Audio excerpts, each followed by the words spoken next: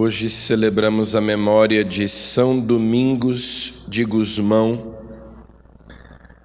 um santo espanhol que viveu ali entre o final do século XII e o início do século XIII. São Domingos viveu na época da heresia albigense, eles que também eram chamados de cátaros.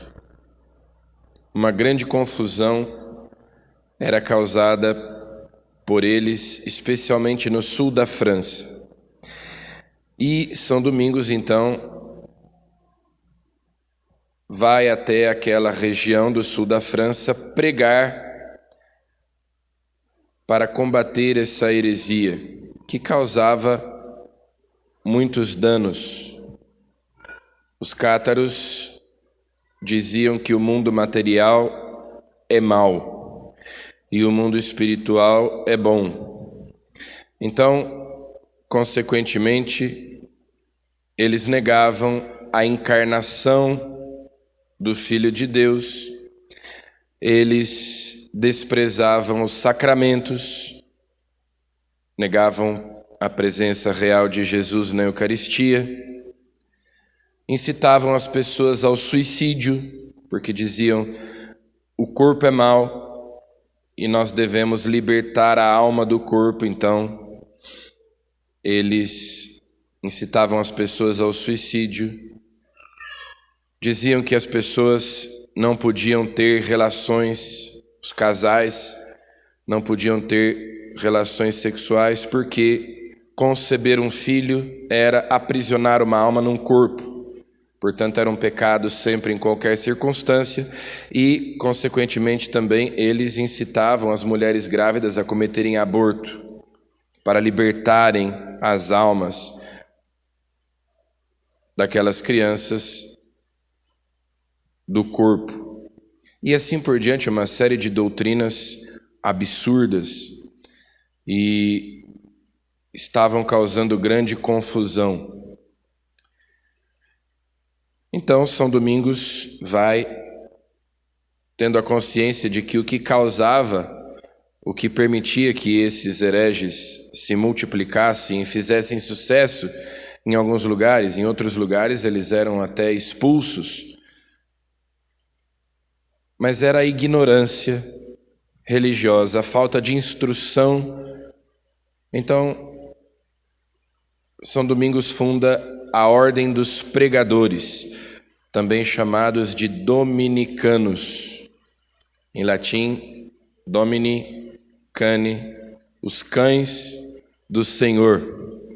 Então, é uma das primeiras ordens mendicantes que surgem ali contemporaneamente a São Francisco. Inclusive na ladainha de Todos os Santos, São Francisco e São Domingos são invocados conjuntamente, porque eram contemporâneos e são as duas primeiras ordens mendicantes que surgem ali no século XII,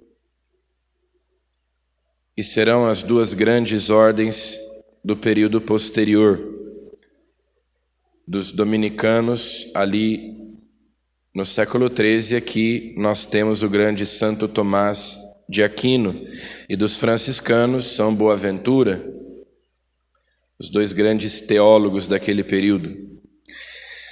Os monges, os beneditinos especialmente, que eram a ordem mais importante na época, faziam um voto de estabilidade. Então o monge vivia sempre no mesmo mosteiro durante a vida toda, enquanto que os mendicantes eram mais itinerantes, mais missionários, indo de um lugar para outro. Os monges beneditinos tinham suas terras, as terras do mosteiro, viviam do trabalho, do plantio, enquanto que os mendicantes viviam, como o próprio nome diz, de esmolas, de doações, andando de cidade em cidade e pregando às pessoas.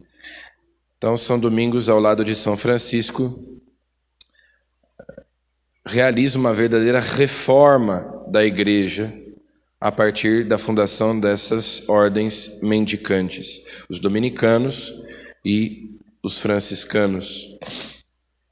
E pela pregação, São Domingos vai então combatendo a heresia cátara, os albigenses, depois também com o surgimento do Tribunal da Santa Inquisição, que foi, no princípio, sempre conduzido por dominicanos.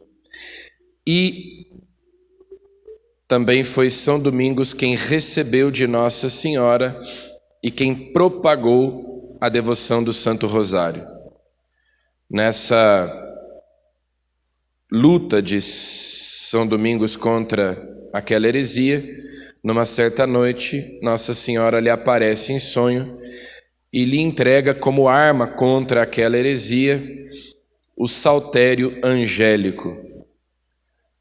Ou seja, Nossa Senhora diz a São Domingos que ele ensinasse as pessoas a recitarem 150 vezes a saudação angélica, as palavras do anjo Gabriel a Nossa Senhora, que são, nas palavras da própria Virgem Maria, São Domingos, o fundamento do Novo Testamento.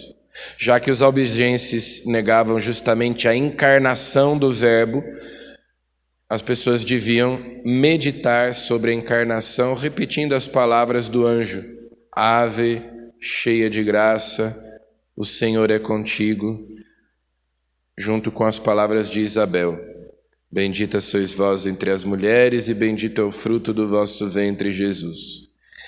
Então, assim, se propagou pelos dominicanos a devoção do Santo Rosário, que foi depois, posteriormente, foi se desenvolvendo, mas que nasceu aí com São Domingos. Então, peçamos, no dia em que celebramos a sua memória, que o Senhor nos conceda a graça de permanecermos na verdadeira fé, na sã doutrina da salvação, não nos deixando levar por qualquer sopro de doutrina, mas nos mantendo fiéis ao ensinamento de Cristo, dos apóstolos, da Igreja. Amém.